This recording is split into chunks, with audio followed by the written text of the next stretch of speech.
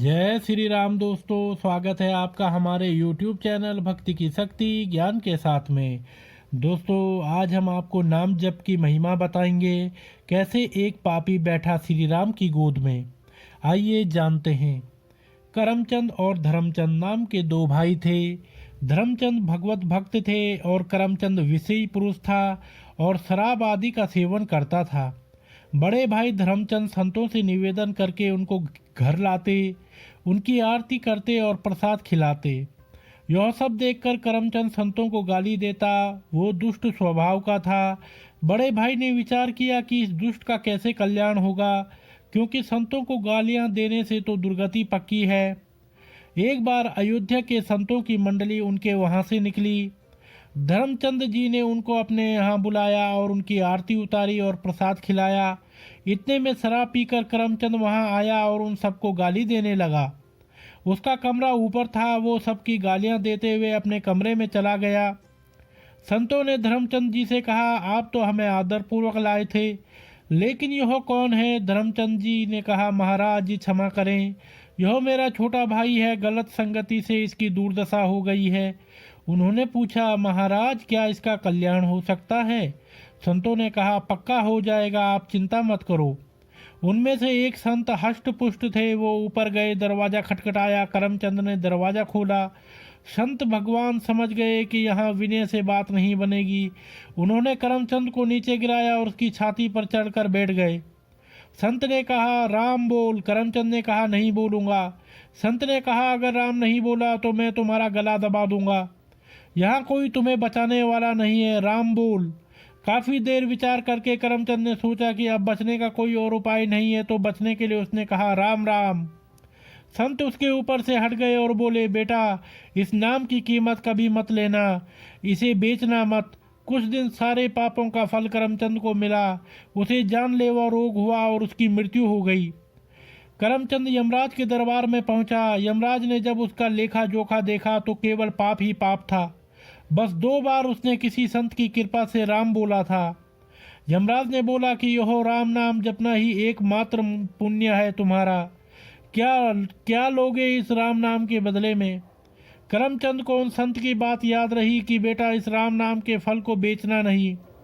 करमचंद ने पूछा कि पहले तो हमें कीमत बताइए इस 2 बार राम नाम जपने की। यमराज जी फंस गए। यमराज जी ने सोचा कि भगवान के नाम की कीमत लगाने से तो बहुत बड़ा अपराध बन जाएगा। उन्होंने थोड़ी देर विचार किया और सोचा देवराज इंद्र से सलाह लेते हैं। यमराज ने देवराज इंद्र को बुलाया और उन्हें सब कुछ बताया। देवराज इंद्र ने कहा कि इसका निर्णय तो मैं भी नहीं कर सकता, इसके निर्णय तो भगवान ब्रह्मा जी ही कर सकते हैं। करमचंद बहुत चतुर था। उसको भी नाम की महिमा समझ आने लगी। उसने कहा, ये भयंकर रूप वाले यमदूत मेरे सामने से हटा दिए जाएं, और जहाँ भी तुम्हें मुझे ले जाना हो मैं पैदल नहीं चलूँगा, मेरे लिए पालकी बुलाई जाए। देवराज इंद्र और यमराज जी ने करमचंद को पालकी में बैठाया और ब्रह्मलोक ले गए। ब्रह्मा जी ने पूछा कि क्या पुण्य है इस जीवात्मा का कि आप दोनों स्वयं इसे पालकी में बिठाकर लाए हैं? यमराज जी ने बोला कि यह तो महान पापी है, पर इसने 2 बार राम राम बोला है और अब बोल रहा है कि उसकी कीमत बताओ। ब्रह्मा जी भी सर खुजलाने लगे, क्योंकि राम नाम की कीमत वो भी कैसे ही बता देते। ब्रह्मा जी ने कहा, राम नाम की महिमा को भगवान शिव जानते हैं। हम सब कैलाश चलते हैं और शिव जी से नाम की महिमा सुनते हैं। वो पापी जीवात्मा ब्रह्मलोक में सुख प्राप्त करके बहुत प्रसन्न था। अब सब लोग भगवान महादेव जी के पास कैलाश पहुँचे। भगवान शंकर के दर्शन करते ही जीवात्मा को परम आनंद महसूस हुआ। उसके सारे पाप नष्ट हो गए। शिव जी ने पूछा, आप सबका कैसे आगमन हुआ? यमराज ने बोला कि इस जीवात्मा ने 2 बार राम राम जपा है और उसकी कीमत पूछ रहा है। हम आपसे राम नाम की कीमत पूछने आए हैं। शिव जी ने कहा, रा कहकर कर में हलाल विष को पी गया और मैं कहकर उसको अपने कंठ में रोक लिया। मैं भी रात दिन राम नाम ही जपता हूँ और इसी राम नाम से काशी में मरे हुए जीवों को मोक्ष प्रदान करता हूँ, पर राम नाम की कीमत बताने की तो मेरी भी सामर्थ्य नहीं है। उन्होंने बोला, सीधे साकेत धाम चले जाएं और सीधे श्री राम जी से ही इसकी कीमत पूछी जाए। जीवात्मा को बहुत आनंद प्राप्त हुआ। सब लोग जीवात्मा को दूल्हे की तरह लेकर साकेत धाम पहुँचे। भगवान श्री राम ने पूछा कैसे आगमन हुआ। यमराज जी ने बताया कि प्रभु ये जीवात्मा बहुत पापी है, लेकिन इसने आपके एक प्रेमी महात्मा के कहने पर 2 बार राम राम जपा है और अब ये उसकी कीमत पूछ रहा है। भगवान श्री राम ने कहा इसको मेरी गोद में बिठाओ। भगवान श्री राम ने उस जीवात्मा को अपनी गोद में बिठाया और उसको दुलार करते हुए कहा कि कीमत तो मैं भी नहीं बता सकता, पर महिमा आप देख लो। ये पापी होते हुए भी मेरी गोद में बैठा है।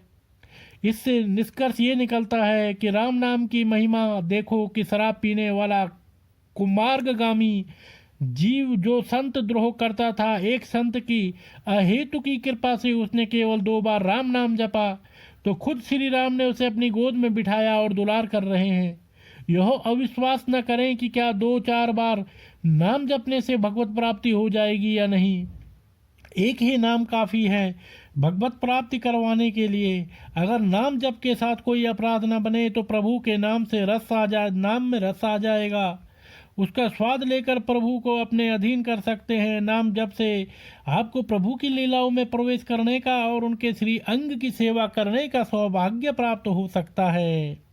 तो दोस्तों, अगर आपको यह वीडियो पसंद आई हो तो आप हमारे चैनल को लाइक, कमेंट, शेयर, सब्सक्राइब अवश्य करें और बेल आइकन दबाना न भूलें, जिससे हमारी आने वाली सभी वीडियोस आप तक सही समय से पहुंचती रहेंगी। आप सभी मित्रों का बहुत बहुत धन्यवाद।